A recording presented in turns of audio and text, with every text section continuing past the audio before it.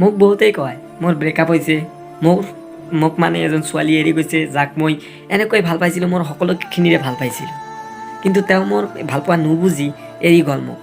তো এতিয়া মই কি কৰিম? মোৰতো মৰিব ইচ্ছা যায়, মোৰ আৰু এই পৃথিৱীত জীয়াই থাকিব ইচ্ছা নাযায়। এনেকুৱা খুচি মোক কৰে যে মই এতিয়া কি কৰিম, মোৰ ব্ৰেকআপ হৈছে, মই যাক ভাল পাইছিলোঁ তাই মোক এৰি গৈছে। তো বন্ধুসকল, আপোনালোকক মই এইটো কথাই ক'ম, যি আপোনাক এৰি গৈছে সি আপোনাৰ কাৰণে কেতিয়াও অহাই নাই, সি আপোনাৰ কাৰণে কেতিয়াও অহাই নাই। সি তাইৰ স্বাৰ্থৰ কাৰণে আপোনাৰ ওচৰত আহিছে, আৰু যিয়ে স্বাৰ্থৰ কাৰণে আপোনাৰ ওচৰত আহিছে, কেতিয়া আপোনাক ভালেই পোৱা নাই, তাৰ কাৰণে কিয় আপুনি আপোনাৰ জীৱনটো নষ্ট কৰি আছে? বন্ধু, আপোনালোকে এইটো ভাবক, যদি সি আপোনাৰ কাৰণে আহিলেহেঁতেন তেতিয়াহ'লে সি গোটেই জীৱন আপোনালোকৰ লগত থাকিলেহেঁতেন, আপোনাৰ সুখ দুখ সকলোখিনি তেতিয়াও থাকিলেহেঁতেন। এনেকুৱা নহয় যে আহিছে গ'ল, মানে সি স্বাৰ্থৰ কাৰণে আহিছে, স্বাৰ্থ এৰি গৈছে, সিও এৰি গৈছে।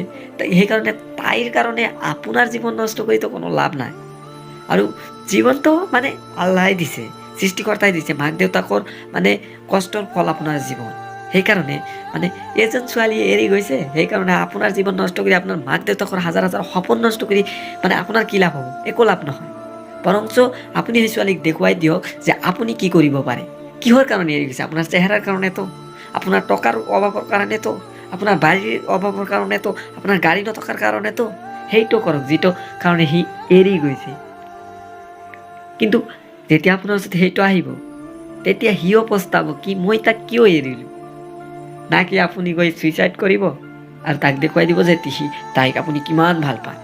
সি কিন্তু এইবিলাক নেভাবে যে আপুনি তাক কিমান ভাল পায়, সি ভাবিব জাৰবা মৰিল।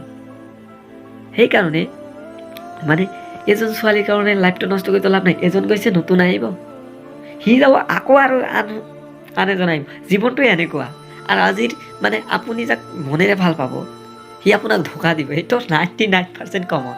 কাৰণ 1% মানুহে আছে যিয়ে মানে দুয়োজনক ভাল পায়, মানে মনৰ পৰা।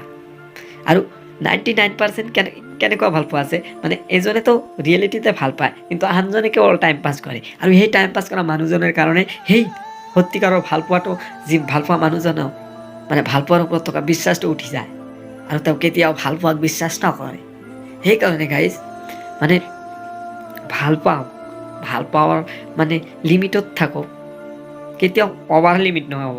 কাৰণ ভাল এটা বস্তুৰ অভাৰ ড'জ হ'লে নহয়, সেইটোৰো ক্ষতি আছে। সেইকাৰণে আপোনালোকে লিমিটত থাকক।